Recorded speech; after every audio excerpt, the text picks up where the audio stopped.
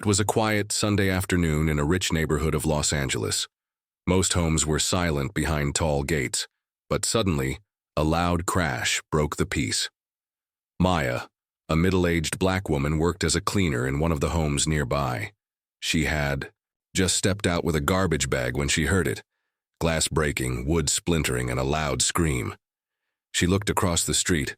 A brand-new luxury crib had been thrown from the balcony of a mansion. It crashed right in front of her, on the driveway. Pieces of polished wood and expensive fabric scattered everywhere. Her heart skipped a beat. Then from behind the gates, a man's voice shouted in anger. She walked closer, trembling. She knew that house. It belonged to Aiden Cross, a famous actor known for his charm, wealth, and wild behavior. As Maya peeked through the gate, she saw him. Aiden Cross stood shirtless on the balcony, breathing heavily, staring at the broken crib like it had betrayed him. Why would a man destroy something so expensive? Something meant for a baby? Maya's hands shook. She didn't want to be seen, but something inside her pushed her forward. She slowly walked closer to the broken crib, unable to take her eyes off it. Then Aiden noticed her. Their eyes locked. He didn't shout. He didn't move. He just stared. And Maya whispered under her breath, "Why would someone throw away something meant for love?" Maya stood frozen beside the broken crib. The soft blue cushions inside were torn. The wooden pieces lay in all directions. Something about it made her chest tighten. Not just the destruction, but the sadness behind it. Aiden Cross still stood on the balcony, his face pale, his hands shaking. But Maya didn't understand why a man so rich, so powerful, would throw something so delicate. She bent down and carefully picked up a small pillow that had fallen out. It had golden embroidery on it. Just 2 letters. E.C. Maya stared at them. Those letters didn't mean anything to her at first. But then, something clicked. She remembered hearing whispers from the other workers in the area, rumors that Aiden had a secret, something he never talked about. Maya had seen him many times before. He was always alone. No wife, no baby, no family visited him. So whose crib was this? Just then a security guard ran from the house yelling at Maya to leave. "Step back, ma'am. This is private property." But Aiden raised his hand. "Let her stay." The guard stopped. Aiden slowly walked down the steps of the house and came closer to her. He looked tired, broken. He stared at the destroyed crib and then at Maya. "I didn't mean to scare anyone," he said, voice low. I couldn't look at it anymore." Maya kept quiet, holding the soft pillow. Aiden sighed. "Do you want to know the truth?" She looked at him, unsure. Then he whispered, "That crib was never used." Maya blinked. "Never?" Aiden nodded. "I bought it for a baby who never came." The words hung in the air like a cold wind. He turned his head away, fighting back emotion. "I made mistakes," he added. "Big ones. I thought money could fix everything, but it couldn't. It's what I lost." Maya's eyes softened. She saw pain in him, real, deep pain. Not the kind actors pretend to feel, but the kind that never leaves your heart. Before she could speak, Aiden pointed at the pillow. "You can keep it, if you want." She looked down at it, unsure why, but nodded. Then, just before she turned to leave, he said something strange. "You remind me of someone." Maya stopped. "Who?" But Aiden didn't answer. He just walked back into his mansion, leaving Maya with 100 questions. That night, Maya sat alone in her small apartment, staring at the soft pillow Aiden had given her. She ran her fingers over the golden letters. E.C. The fabric was soft, but the feeling inside her heart was heavy. She couldn't stop thinking about Aiden's broken voice, about the words he said. "I bought it for a baby who never came." She didn't understand why it affected her so deeply. She didn't know him. He was a millionaire actor. She was just a housekeeper's daughter who cleaned buildings. But still, something didn't feel normal about it. She flipped the pillow and noticed a small zipper hidden in the stitching. Her fingers hesitated. Should she open it? Curiosity took. She slowly unzipped it. Inside, carefully folded, was a small photo. Maya pulled it out. It was old, slightly torn on the edges. In the photo, Aiden was standing next to a smiling young woman with curly hair and deep brown eyes, holding a baby wrapped in a white blanket. Maya's heart skipped. She looked closer at the baby's face. She froze, because that baby looked exactly like her childhood photo. Her breathing became uneven. "No," she whispered. "It can't." But it looked just like the photo her mother used to keep in a broken frame before she died. She checked again. The baby's nose, eyes, even the little curl on the forehead. It was too similar. Her hands started to shake. Why would Aiden Cross have a photo of a baby that looked like her? Was it just a coincidence? Or was there a connection? Suddenly, her mother's words from years ago echoed in her head. "There are some things I couldn't tell you, Maya. Maybe one day the truth will find you." Tears welled up in Maya's eyes. She had buried her mother just 3 years ago, the only family she ever had, and now this. She looked back at the letters on the pillow again. EC. Her mind raced. Could it be Eliana Cross? Could that have been the baby's name? Was she Eliana? Was she the baby? Suddenly everything felt like a puzzle, and the pieces were starting to move. But she needed answers. She had to go back. She had to face Aiden, even if the truth was painful, even if it changed everything.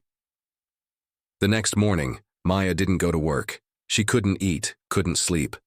Her hands trembled as she held the photo again and again, staring at the baby's face, staring at the woman beside Aiden.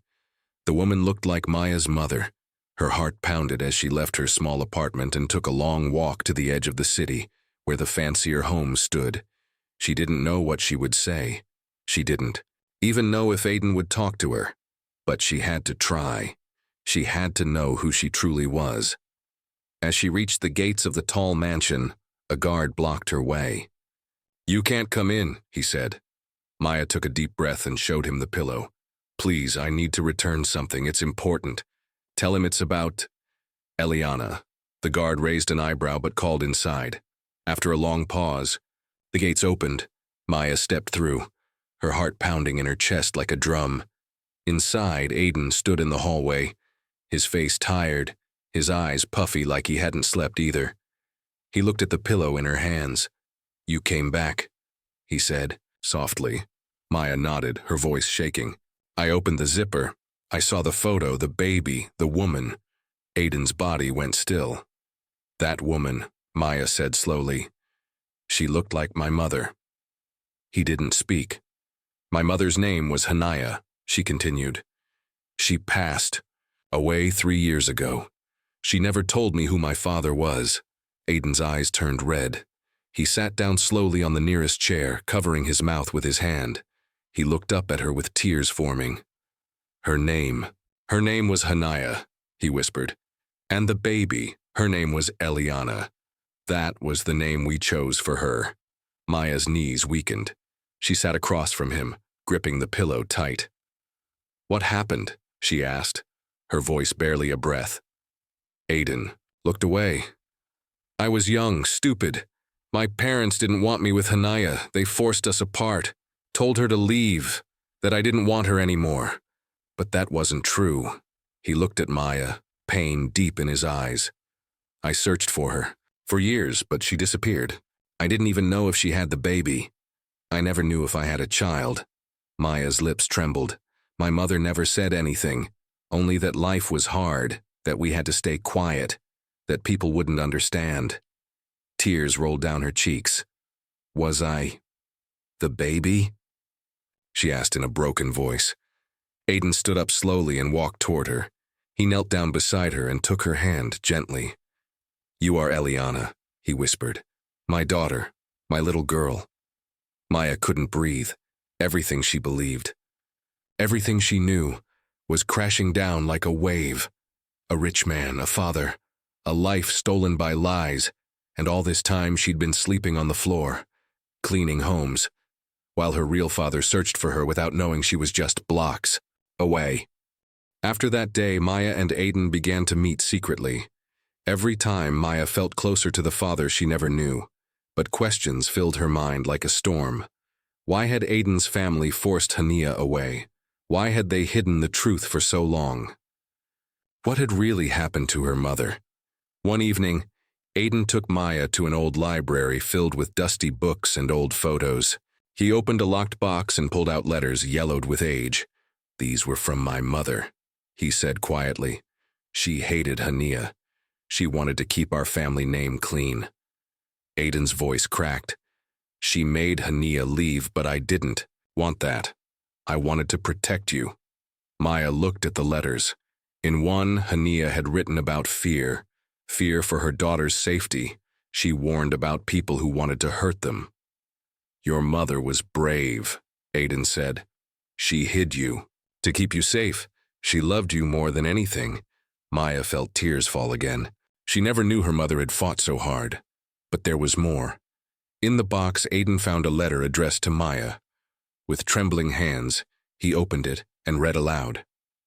"My dear Eliana," the letter began.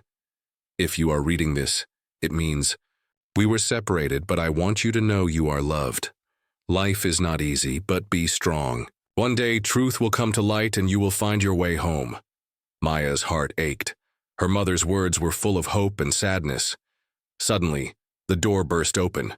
A loud voice shouted, "You shouldn't be here." It was Aiden's older brother Omar. He had always hated the idea of Maya meeting their family. "Stay away from this," Omar warned. "This will ruin everything." Maya's eyes widened.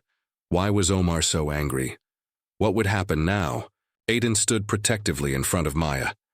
"This is my family's secret," he said firmly, "and I will not hide it anymore."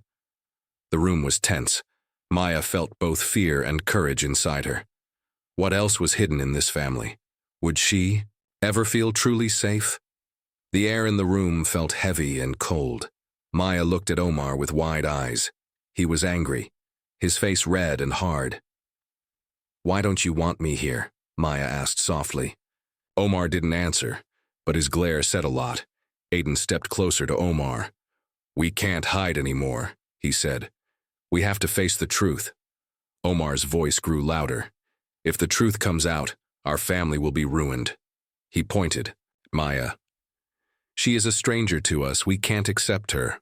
Maya's heart broke a little, but she stood tall. "I'm not a stranger," she said quietly. "I am Hania's daughter. I belong here." Aiden put his hand on Maya's shoulder.